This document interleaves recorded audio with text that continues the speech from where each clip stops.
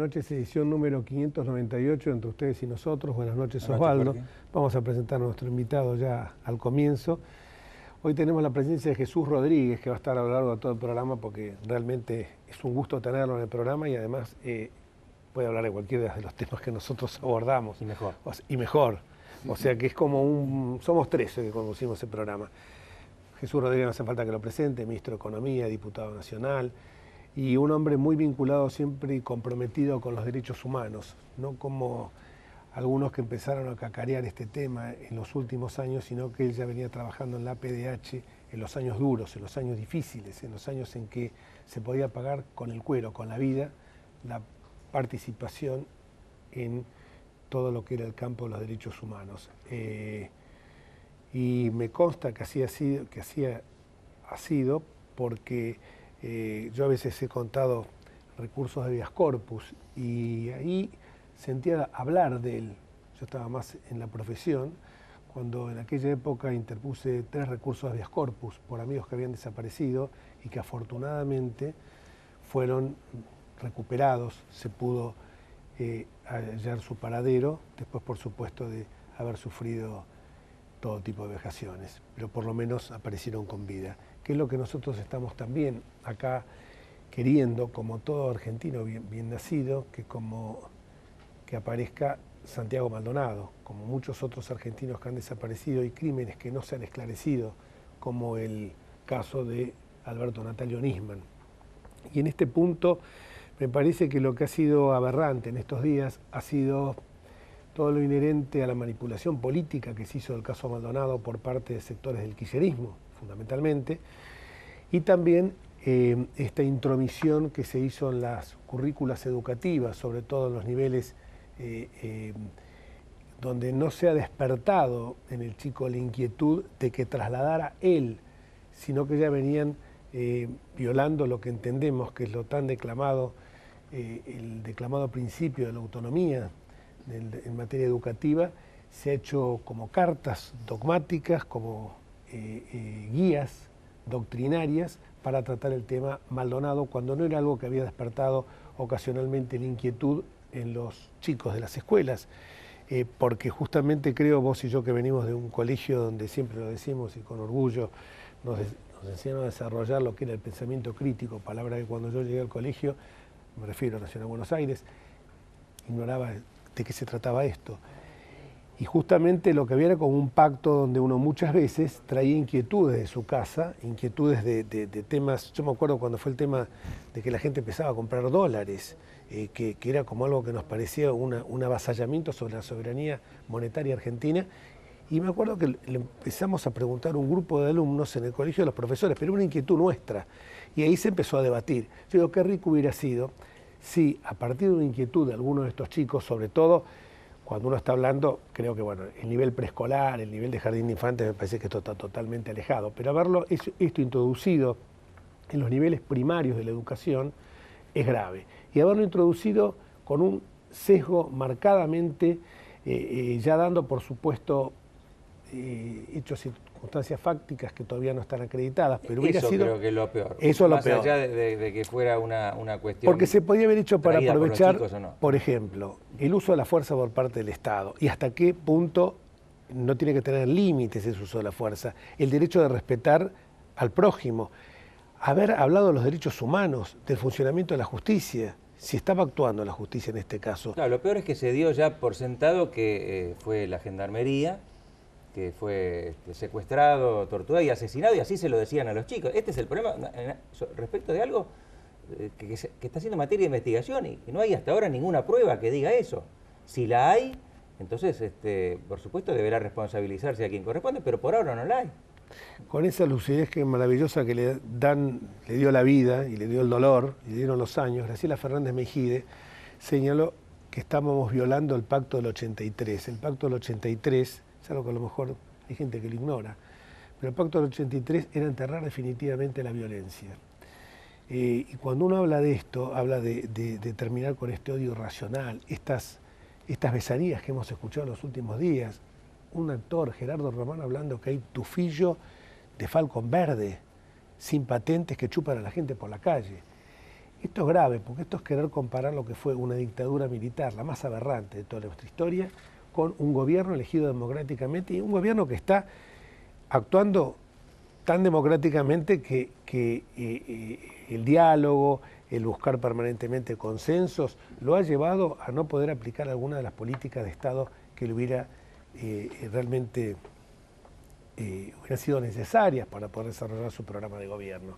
Y cuando hablamos de los derechos humanos, y por eso, ahora que lo veo a Jesús, digo, cuando hablábamos nosotros en el 83, cuando se puso a suavizar a la historia, como decía Raúl Alfonsín, con el tema del juicio de los comandantes, uno no puede pensar que un partido que integra y que es un soporte, una columna vertebral de Cambiemos, como la Unión Cívica Radical, o un partido joven como el PRO, o la coalición cívica liderada por alguien que está indiscutiblemente, no se puede discutir desde el punto de vista de su ética y de su moralidad, pero justamente que puedan estar involucrados en haber hecho desaparecer una persona con nada más que con el propósito de autoinfligirse un daño, por un lado. Y por el otro lado, cuando uno ve la Unión Cívica Radical, que en 1983 no se acogió a lo que quería el peronismo en aquel momento, que era la autoamnistía que proponía Luder, sino que fue, y esto hay que resaltarlo permanentemente,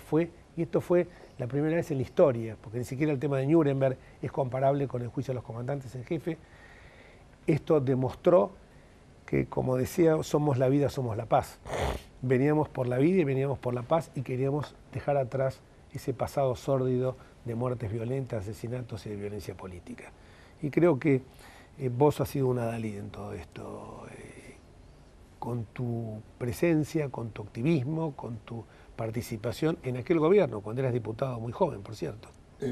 Sí, y estamos hablando de un tema que, como bien dice Graciela Fernández Mengíde, el problema, creo yo, que está sobre la mesa, además de esta situación angustiosa de la no desconocimiento del paradero de Maldonado, que no es el primero que pasa en estos últimos años, pero aunque fueran varios o fuera uno, el drama es igualmente de exigente para una sociedad democrática. Graciela Fernández Mejide señala con mucha precisión que estamos corriendo el riesgo como sociedad de digamos así, como de olvidar o dejar atrás o empañar una coincidencia estructural que había alcanzado la sociedad argentina, que era el repudio a la violencia como método de acción política. Exacto. Esta idea de que el fin justifica los medios, esta concepción de que un atajo, porque es deseable un propósito, permite dejar al costado del camino la forma en la cual ese supuesto objetivo se consigue, como que justifica o está perdonado la manera en la cual se llega. Yo creo que la violencia, la muerte, el dolor de una persona es imposible de ser justificado bajo ninguna circunstancia. José Martí tiene una frase muy dramática en ese sentido, que la muerte no justifica la idea, una cosa así, la idea no justifica la muerte. Entonces, de eso estamos hablando. Pero lo dramático, señalo yo, es que esto que estamos viviendo ha tenido en los últimos tiempos un ejemplo que yo creo que es muy llamativo. El día del 24 de marzo que se recordó en una marcha multitudinaria, se leyó un documento. En ese documento, o sea que no fue improvisado, una circunstancia de que algún orador, sino un documento firmado por todos los convocantes, reivindicaba la lucha armada del pasado reciente de la Argentina. Esto no había sucedido antes. Esto nadie lo había puesto por escrito, ni siquiera los que fueron actores protagónicos de su momento. Eso es muy preocupante en términos de cuáles son las claves sobre las cuales algunos construyen su pensamiento político. Y del mismo modo, no casualmente, en ese documento se señalaba la reivindicación del gobierno del presidente Maduro en Venezuela. Y se decía que estaba siendo sitiado o algo así por las fuerzas imperialistas el gobierno popular de Maduro. Entonces yo digo, es imposible de hacerle creer a alguien que el gobierno actual sea o tenga vocación o tenga algún punto de contacto con esa dictadura sangrienta que nos dejamos. Me parece que al mismo tiempo hay que ser muy cuidadoso con el uso de las palabras. Cuando se habla de desaparición forzada de personas, está suponiendo, primero, que existe una institución del Estado que tiene ese propósito. Y segundo, que ese Estado no acepta la existencia de una situación de un paradero desconocido de un ciudadano. Son las dos cosas. Claro. Entonces nosotros no tenemos por delante esto.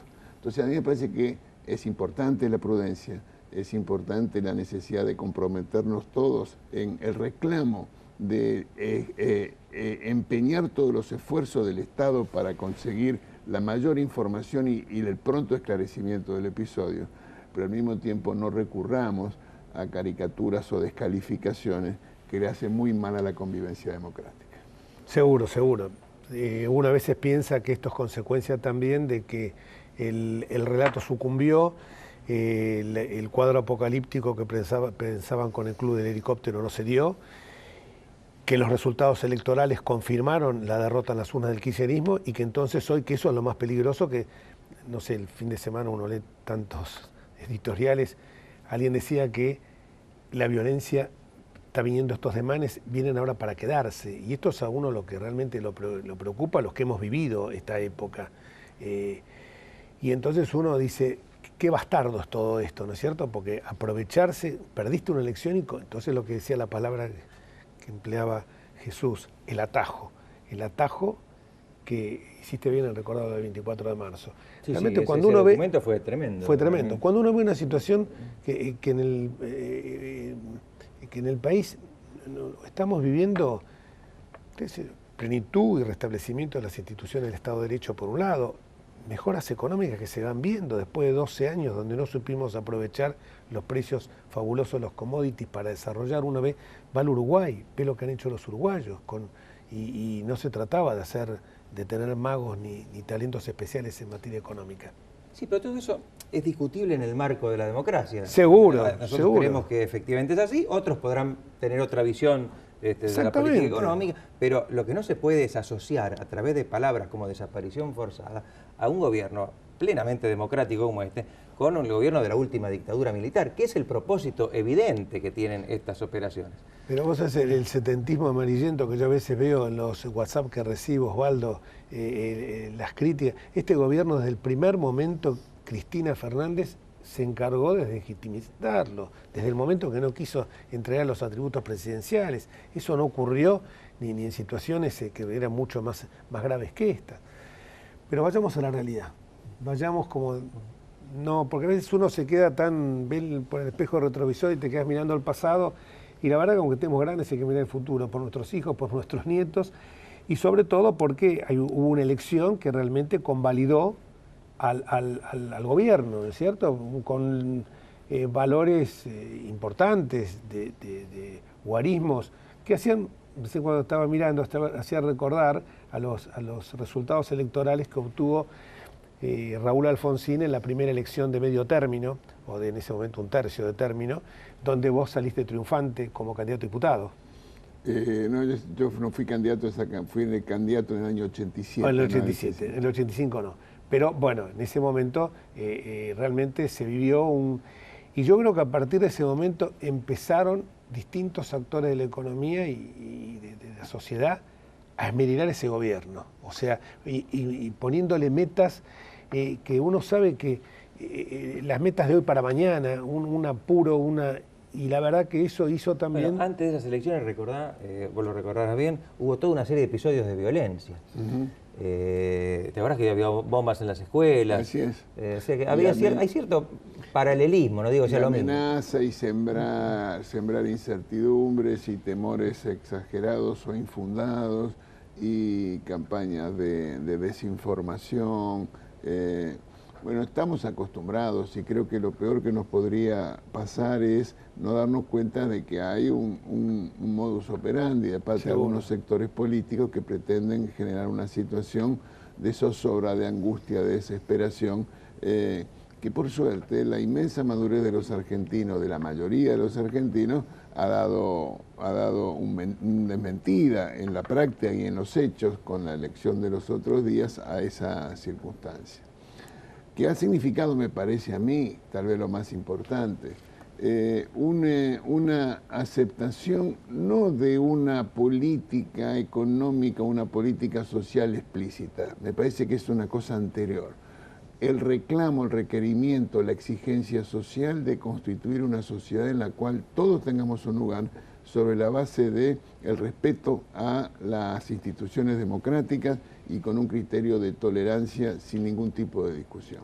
Entonces, la idea de restauración de un pasado que es en muchos sentidos una utopía regresiva, como bien lo dice Fernando Enrique Cardoso, es uno de los temas que está sobre la mesa y eso es lo que está en discusión hoy. Y me parece que el resultado electoral muestra una ratificación de esa voluntad y de esa convicción y un encapsulamiento de aquellos que quieran volver al pasado que los hace retroceder, porque si uno mira cómo era la composición en el Congreso, que es de lo que estamos hablando, de los legisladores nacionales, tanto diputados como senadores, en lo que fue en el año 2013, lo que fue en el año 2015 y lo que es hoy en el 2017, está muy claro que hay un descenso sistemático, paulatino y gradual de la representación de estas fuerzas políticas, de la de la restauración del pasado utópico y regresivo, en retimiento de un crecimiento sistemático, gradual y progresivo de la fuerza política que aspira a construir una sociedad de un nuevo tipo, garantizada por derechos, pero al mismo tiempo por equilibrio institucional. Vamos a una tanda y cuando volvamos, Auditoría General de la Nación, Venezuela y analizar las elecciones. ¿Cómo no? Y también la situación económica. ¿Cómo no? Pausa.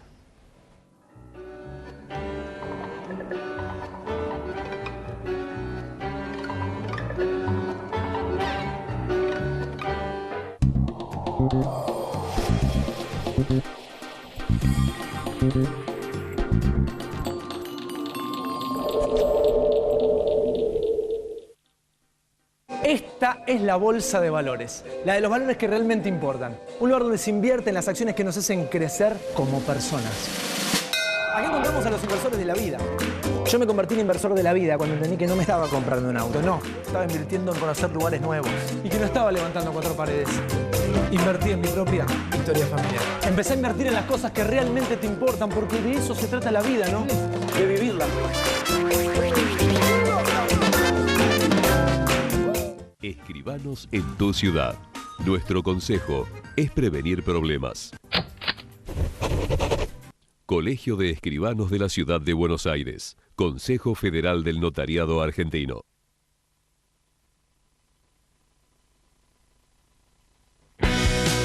El Colegio Profesional Inmobiliario auspicia este programa. Colegio Profesional Inmobiliario, cada vez más profesionales. Andar, obra social de viajantes vendedores de la República Argentina. La mejor cobertura familiar al mejor precio. Planes de salud para particulares, trabajadores en relación de dependencia y monotributistas. 0810-345-0184. Andar, www.andar.org.ar.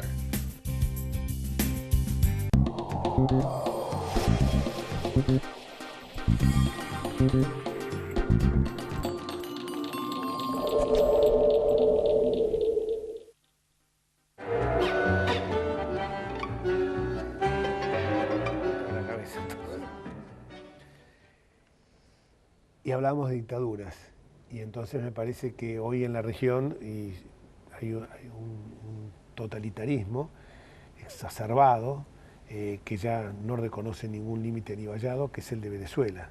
Preocupante la situación. Más que preocupante, porque tiene repercusiones en la región. Porque primero Venezuela forma parte, suspendida hoy, pero forma parte del Mercosur. El Mercosur está negociando nuevos acuerdos comerciales con la Unión Europea. Está clarísimo de que esa circunstancia afecta, influye en esa negociación. En segundo lugar, un eventual empeoramiento, si fuera posible aún, de la situación en Venezuela, tiene repercusiones sobre toda la región. Colombia, una frontera caliente, Cuba, un lugar donde recibe mucha asistencia a Venezuela y al mismo tiempo Venezuela asiste con petróleo subsidiado a la República de Cuba y otras naciones de Centroamérica. Entonces estamos frente a una situación donde ese tema merece, exige, obliga a una reflexión de todos los países democráticos de la región y del mundo. El comandante Chávez, que nota a pie de página lo más parecido que la región dio al general Perón, hacía elecciones todos los años. Era prácticamente una democracia plebiscitaria, como la categoría analítica lo define.